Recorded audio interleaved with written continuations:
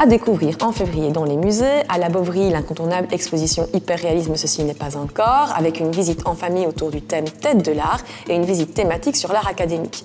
Au Grand Cursus, l'exposition Racine, les civilisations du Bas-Danube, avec autour de l'expo un créamusée, une conférence, un stage ado-adulte et une visite commentée de 15 minutes chrono. Et enfin, le ciné-musée consacré ce mois-ci à Eugène Ionesco. Bonjour à tous. À la Bovary, on ne vous présente plus l'immanquable exposition de la saison, Hyperréalisme Sculpture, ceci n'est pas encore.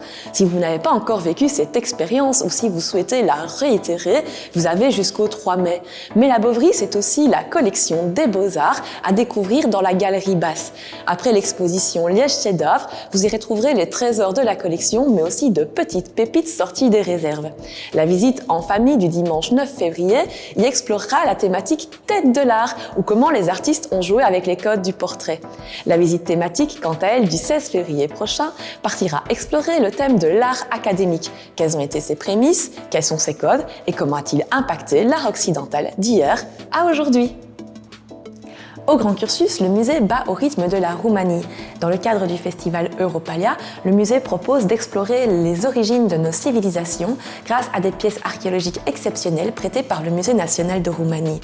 Une véritable plongée au cœur du néolithique. Tout de suite, je rejoins Geoffrey, commissaire de l'exposition.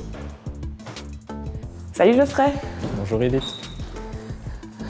Alors dis-moi, l'exposition s'intitule Racine. Pourquoi avoir choisi ce titre et puis surtout pourquoi avoir choisi de l'articuler autour du néolithique spécifiquement en Roumanie? Donc Racine, en fait, c'est une sorte d'allégorie pour un peu évoquer la richesse de cette période de la préhistoire. Ce qu'il faut savoir, donc au 7e, 6e millénaire avant notre ère, se met en place dans ces régions-là ce qu'on appelle la révolution néolithique.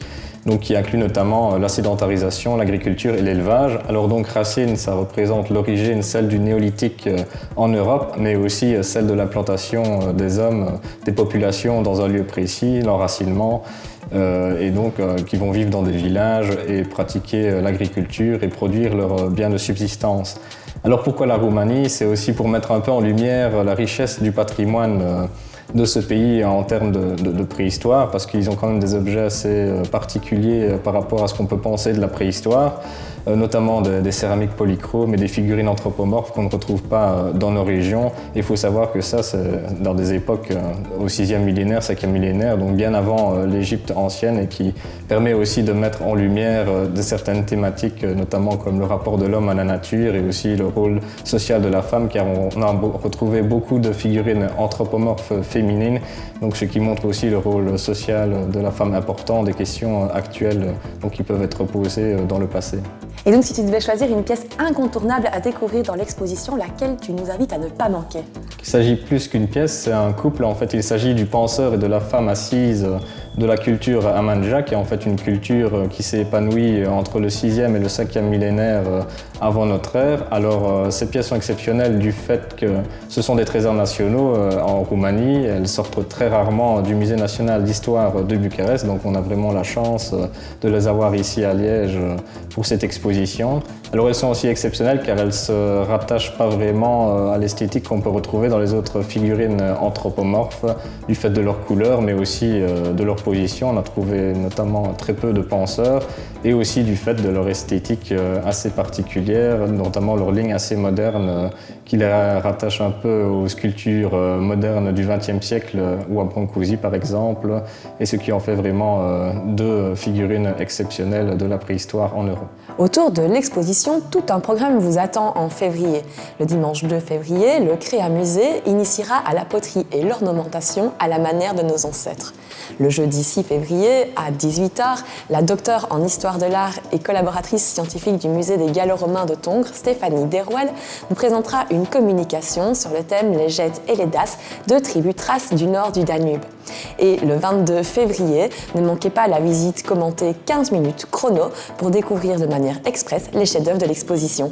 Et durant le congé de vacances de détente du 28 février au dimanche 1er mars, les ateliers 04 et les musées proposent aux adolescents et aux adultes de venir se former au modelage et à la sculpture en compagnie de l'artiste Bénédicte Vézel, une manière originale de s'approprier l'exposition autrement. Le 19 février prochain, le Ciné-Musée sera consacré au film de Thierry Zénaud, Ionesco, Eugène, Voix et Silence, réalisé en 1987. Présenté au Ciné-Musée dans le cadre du festival Europalia Roumanie, ce film déconcertant présente à la fois le travail d'écrivain de l'artiste, mais aussi son travail plus tardif de peintre.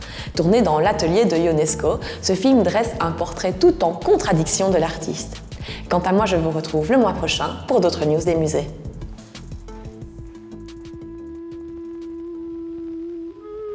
Être comme un homme qui circulerait avec une lanterne dans les ténèbres, n'éclairant qu'un tout petit espace autour de lui à mesure qu'il avancerait. Le cercle lumineux se déplace et tout le reste est ou retourne à nouveau dans la nuit la plus profonde. Seul lui la conscience d'un présent, d'un instant éveillé.